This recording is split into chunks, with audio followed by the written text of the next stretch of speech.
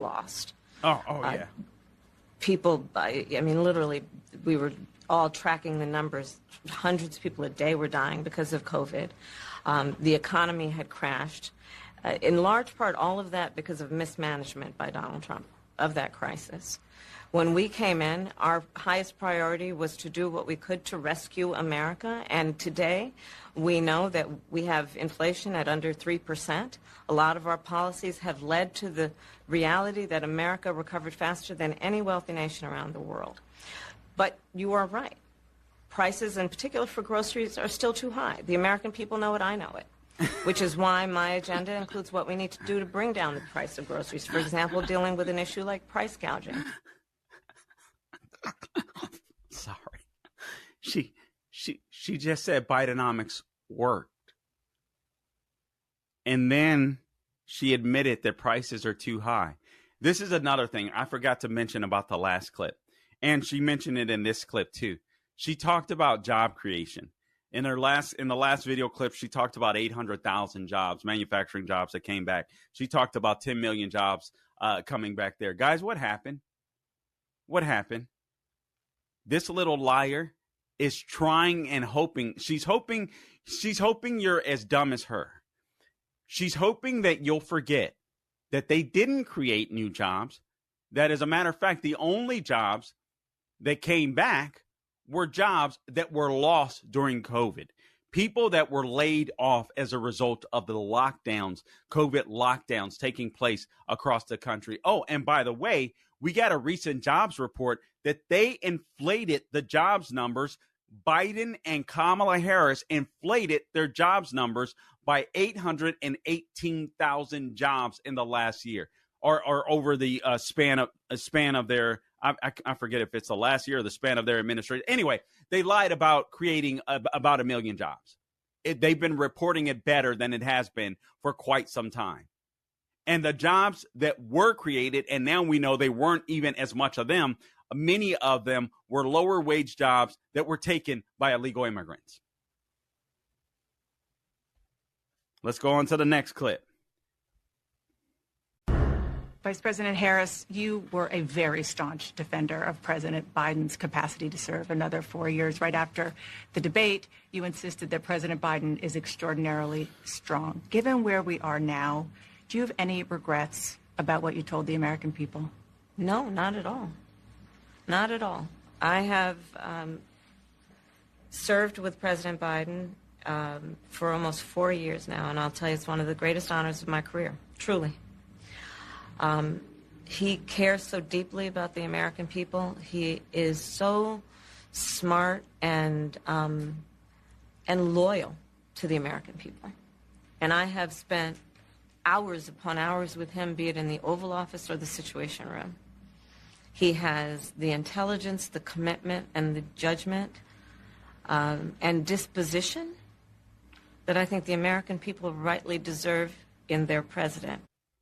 Okay, so that's Kamala Harris admitting that she's been around Joe Biden more than anyone else. And for some reason, she didn't realize, like the rest of the world did, that the guy's mental faculties simply weren't there. And obviously, guys, we know she's lying, and she has no regrets. She has no regrets because now she's the Democrat nominee. I won't say Democratic nominee because there was no democratic process to make her the nominee. This lady is just a straight up liar. We all looked at Joe Biden. We all knew that the guy was not there. I was saying before he won the White House, wink, wink, before he won the White House that the guy had dementia. I didn't think he would last 6 months. And then his last couple of years, he was a complete and utter disaster. You're telling me that I can see that from afar? And obviously they kicked him out, right? They staged a coup against Joe Biden because of his mental faculties, and they didn't think he could win the race anymore. So they installed Kamala Harris. And again, I've mentioned this several times. Don't think that she didn't play a role in that, because the only way you can invoke the 25th Amendment is if the vice president gets it started with the cabinet. So she had to be on board. So no, she doesn't regret lying about Biden's cognitive decline, because it's put her in the position that she's in now. This lady will do whatever it takes to obtain power, and she doesn't have a purpose. Look at how vague she is. She's trying to ride this wave to the White House through vagueness, not telling you anything. But she did tell us something. Again, biggest takeaway, her values have not changed. She's still a left-wing radical. All right, let's go to the next one. This is Stolen Valor, Tim Walz.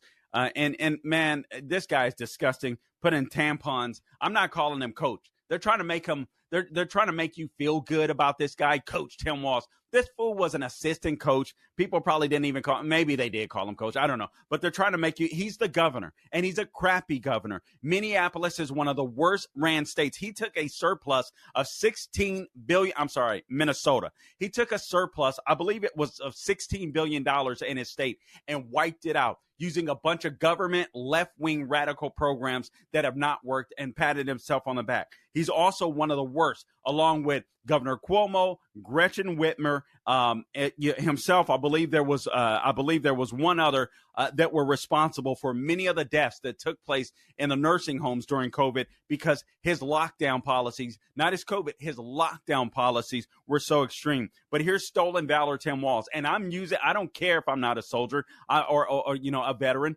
I'm using Stolen Valor because as a citizen, when I look at soldiers, whether it's in the airport, whether it's, in a grocery store, when I see them, I see honor, I see integrity, I see a hero when the time calls for them. This guy lied about it all along, and he did it in order to advance his career. Let's play Stolen Valor, Tim Walz. I don't know what clip this is, but the first one, and then we'll go right to the next one.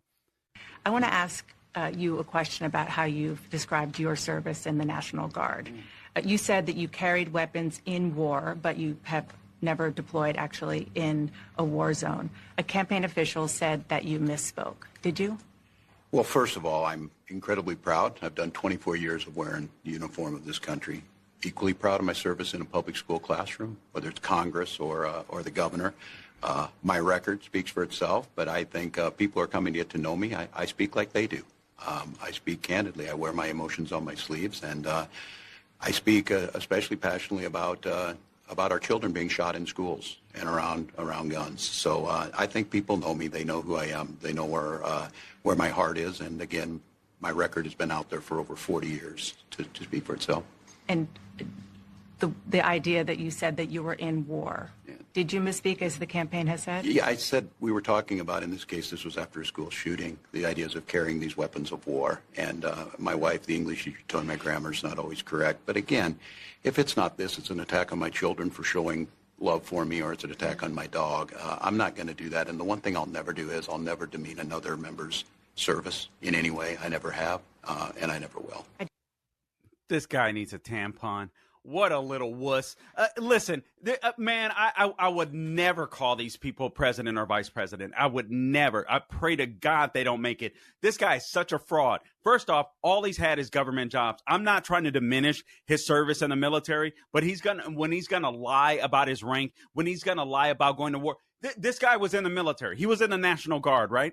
Do you think he knows the difference between a semi-automatic and full automatic weapons that you can use in the theater of war? Of course he does. He knew he was lying. He was speaking great grammar there. You think it was a grammar issue? No, it's an integrity issue. This fool has been caught lying so much, it's absolutely insane. And I'm not going to degrade anyone else's. Of course you aren't.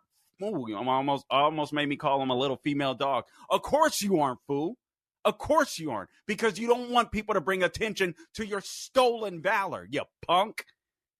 I have no respect for this guy. None. I'm sorry. And I'm even teetering on respect of his service because he admitted that he took more advantage of the military than they did of him. This guy is just just a fake, just a phony, just a fraud. And then he wants to talk about gun violence in schools. What about the BLM riots in Minneapolis, fool, when you let your city burn down? What about that? What about the kids that are being shot and killed in blue cities all across the nation while you guys sit there and lie and try to tell us that crime rates are down because you're not reporting crime in the same way like Kamala Harris did with Proposition 47, where felonies are no longer felonies. People can steal and rob and do everything else and get bail, no cash bail, walk right out of jail, basically. Crime isn't down. You're just reclassifying it so you jackasses don't look bad. Man, I'm so I can't believe I'm saying this. I can't stand that fool more than her, and she disgusts me. Let's go to the next clip, or is that the last one, Gabe? You had to clarify that you had said that you and your wife used IVF, but it turned out you used a different kind of fertility in order to have children. And then when you ran for Congress in 2006, your campaign repeatedly made false statements about a 1995 arrest for drunk and reckless driving. It's a pattern. What do you say to voters who aren't sure whether they can take you at your word? Well, I've been very public. I think they can see my students come out, former folks I've served with, and they vouch for me. I certainly own my mistakes when I make them. The one thing I'll tell you is I wished in this country wouldn't have to do this. I spoke about our infertility issues because it's hell, and families know this. And I spoke about the treatments that were available to us that had those beautiful children there.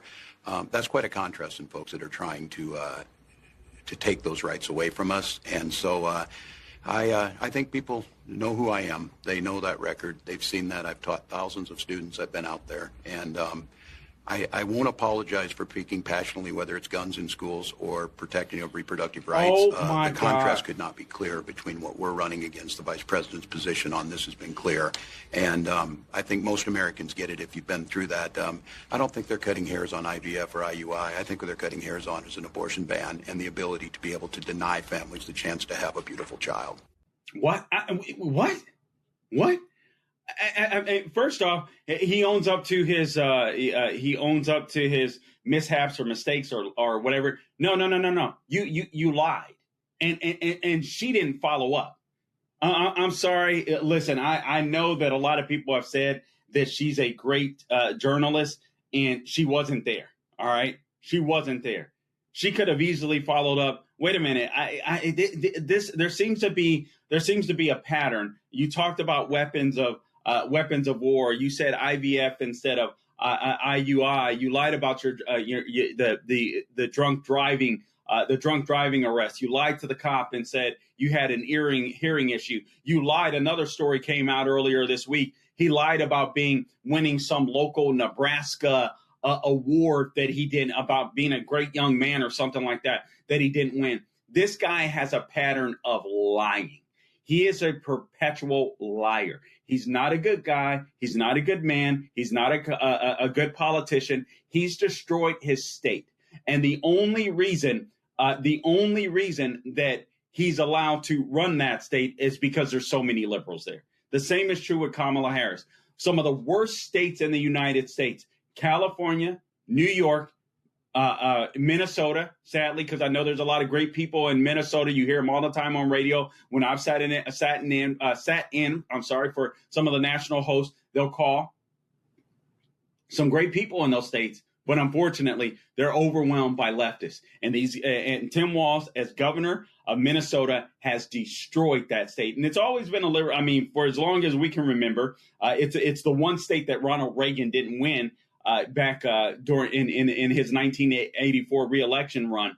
It's the only state that he didn't win, a 49 state landslide. So it's always been a state of liberals. But now it's a state run by liberals. But now it's a state that's run by leftists, run by a commie, and a lying, disgusting one at that. Anyway, guys, listen, I know that stuff, it's hard to get through that interview. And that entire hour was a fluff piece. I think there was only 16 minutes of actual Kamala Harris interview, and the rest was a fluff piece for her campaign, for the most part. This is the reason this interview was a disaster. It was dumb to make one single interview, hype it up, but it was a disaster. It was as bad as Joe Biden's debate. And the only reason is because the reason why this interview was a disaster, it isn't just because of Kamala Harris, although it is because of Kamala Harris, if you get my drift. It's also because of people like Dana Bash that have refused to challenge politicians and to make them answer questions. like they do with Republicans. You know, have you seen her with J.D. Vance? She's just like, boom, boom.